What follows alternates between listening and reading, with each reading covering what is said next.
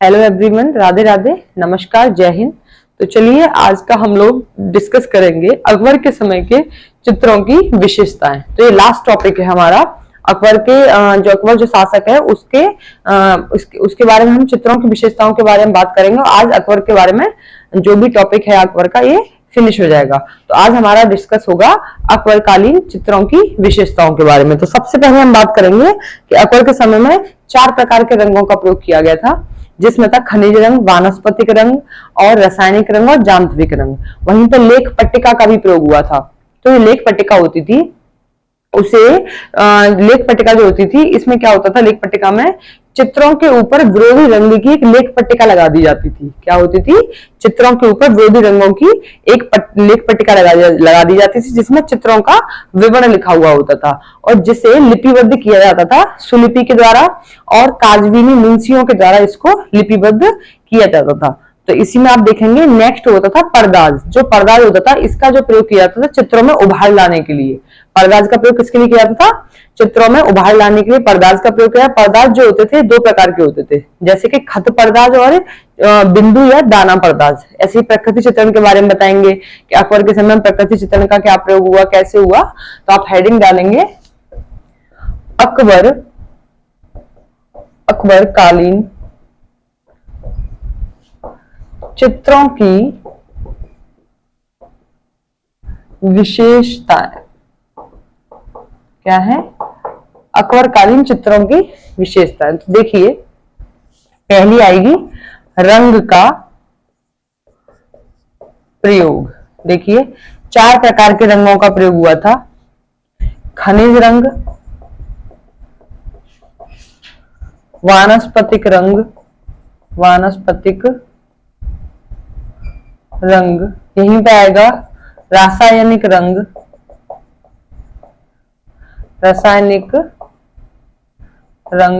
Last आएगा इसमें जांत्विक रंग, जिसके बारे में हम आपसे डिस्कस कर चुके हैं कौन से जांत्विक रंग होते हैं।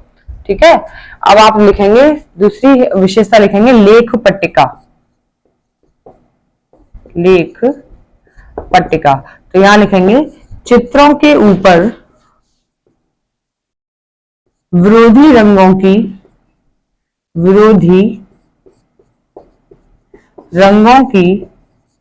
एक लेख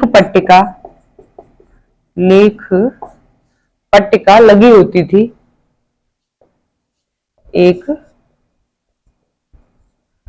लेख पट्टिका लगी होती थी जिसमें चित्रों का विवरण होता था,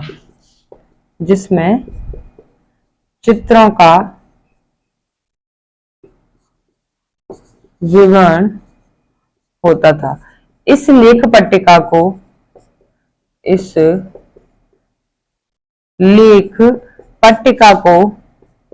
काजवीनी मुंशी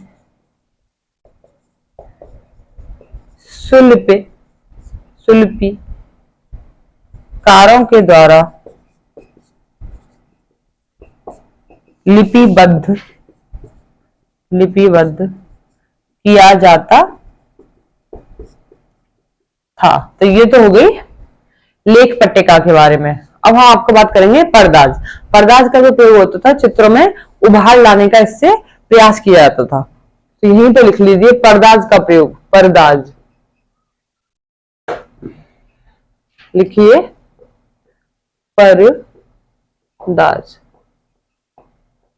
परदाज का प्रयोग चित्रों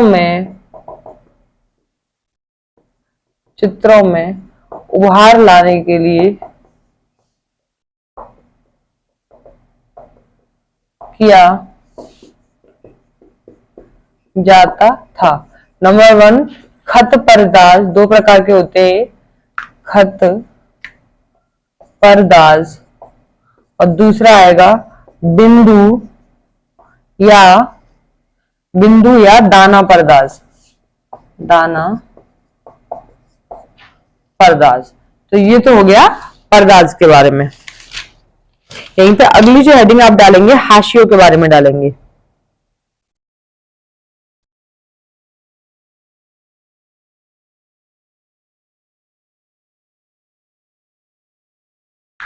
देखिए,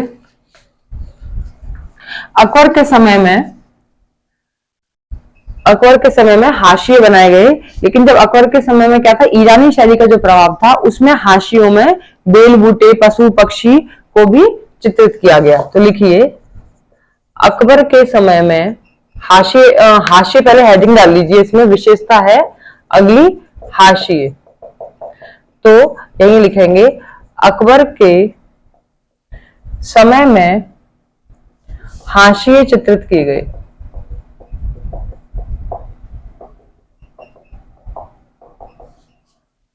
और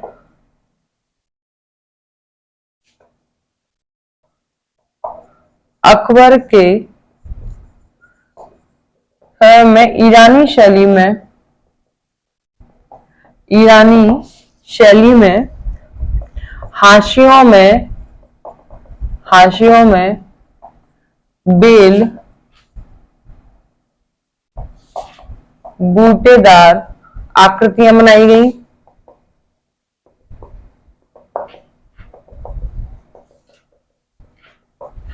साथ ही पशु पक्षी को भी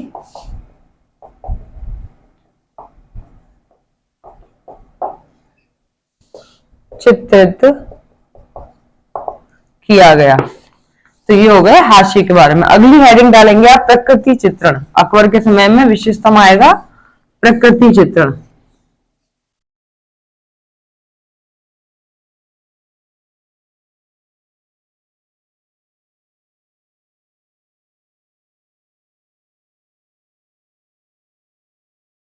देखिए, अगली डालेंगे विशेषता प्रकृति चित्रण। तो प्रकृति चित्रण में क्या है आप बताएंगे कि अकबर कालीन शैली में, अकबर कालीन चित्रों में क्या था कि ईरानी शैली और भारतीय शैली दोनों का ही प्रभाव दिखता है। तो उसमें क्या था, उसमें नदी, पहाड़ी, झील, पशु पक्षी सभी को चित्र किया गया था प्रकृति चित्रण में। तो आप देखेंगे, प्रकृति चित्रण में यहां लिखेंगे अकबर कालीन चित्रों में ईरानी शैली और भारतीय शैली दोनों का ही प्रभाव दिखता है। तो यही लिखेंगे, प्रकृति चित्रण में नदी, झील, पर्वत, तालाब, पशु पक्षी सभी को चित्रित किया गया है। क्या है, सभी को चित्रित किया गया।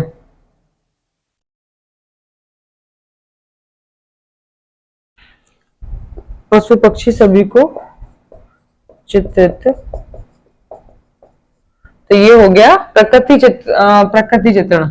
अगली हेडिंग आप डालेंगे सोने चांदी का प्रयोग। क्या हेडिंग डालेंगे, अकबर के समय में चित्रों में सोने चांदी के रंगों का प्रयोग।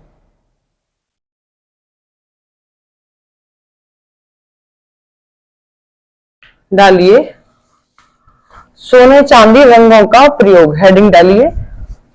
अगली विशेषता है सोने चांदी रंगों का प्रयोग।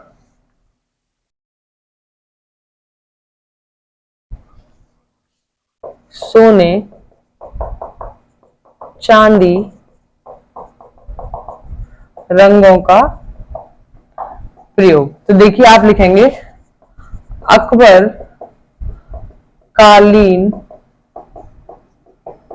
चित्रों में सोने चांदी रंगों का प्रयोग बहुत ही बारीकी और सुंदरता से किया गया। रंगों का प्रयोग बहुत ही बारीकी और सुंदरता से किया गया है। तो ये हो गया इसमें सोने चांदी के रंगों का प्रयोग। तो इसमें क्या है, सोने चांदी के रंगों का प्रयोग अकबरकालीन चित्रों में सुंदर, बहुत ही बारीकी और सुंदर तरीके से प्रयोग किया गया है। यहीं पे अगली जो आप हेडिंग डालेंगे भारतीय और ईरानी शैली का मिश्रण।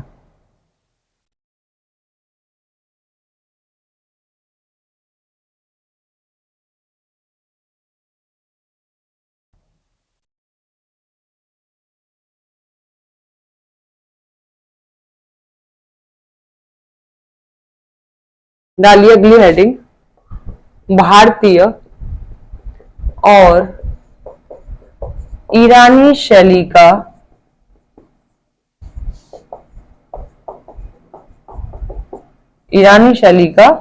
मिश्रण। तो आप देखेंगे मुगल चित्रकला का जो जन्म हुआ था वो ईरानी शैली से हुआ था।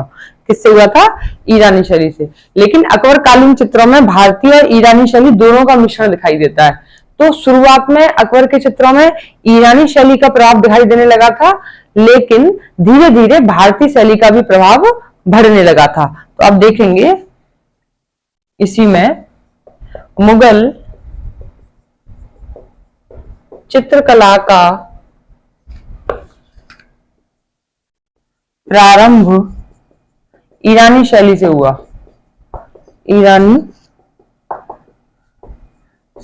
हुआ। लेकिन अकबरकालीन चित्रों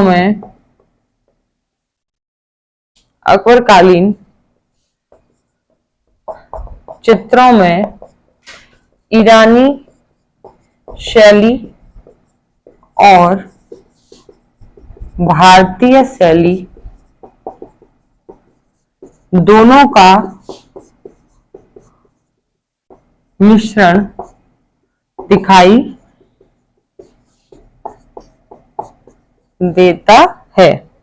यही देखेंगे अकबर के समय के शुरुआती चित्रों में ईरानी शैली का प्रभाव दिखाई देता है। देखिए अकबर के शुरुआती चित्रों में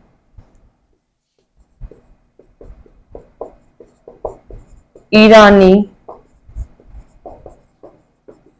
शैली का प्रभाव दिखाई देता है,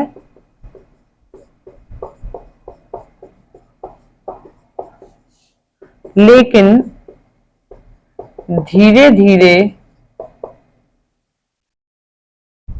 धीरे अकबर की चित्रकला पर भारतीय शैली का प्रभाव भी दिखाई देने लगा। भारतीय शैली का प्रभाव भी दिखाई देने लगा। और ये हो गई इसकी विशेषता। और साथ ही अकबरकालीन चित्रों पर यूरोपीय प्रभाव भी दिखाई देने लगा था, जिसमें दसवंत और बसावन ने, इसको हम आपको ऐसे बता देते हैं, जो कि क्लास में पीछे भी आपको हम बता चुके हैं कि दसवंत और बसावन जो चित्रकार थे अकबरकालीन, उन्होंने यूरोपीय चित्रों का प्रयोग किया था, यूरोपीय शैली का उन्होंने प्रारंभ किया था दसवंत और बसावन ने। तो ये हो गया अकबरकालीन चित्रों की विशेषताएं। तो चलिए आज का ये टॉपिक हमारा यहाँ पे फिनिश हुआ। तो अकबरकालीन जितने भी आप उससे महत्वपूर्ण जो बिंदु थे उन सब पर हमने आपसे बारी बारी से चर्चा की है। तो आज का ये टॉपिक हमारा यहीं पे फिनिश होता है। कल जो अगली क्लास होगी उसमें हम आपसे डिस्कस करेंगे जहांगीर। अगला हमारा जो शासक होगा वो होगा मुगलकालीन शासक जहांगीर के बारे में, जिसके बारे में हम आपसे डिस्कस करेंगे। काफी इंपॉर्टेंट है वो भी। तो धीरे धीरे करके उसकी भी काफी लंबी क्लासें चलेंगी, कम से कम 5 से 6 क्लास उसके भी टॉपिक की जाएंगी। तो आज के लिए इजाजत दीजिए। कोई भी क्वेरी है आप हमसे कमेंट सेक्शन में पूछ सकते हैं। आज के लिए राधे राधे, नमस्कार, जय हिंद।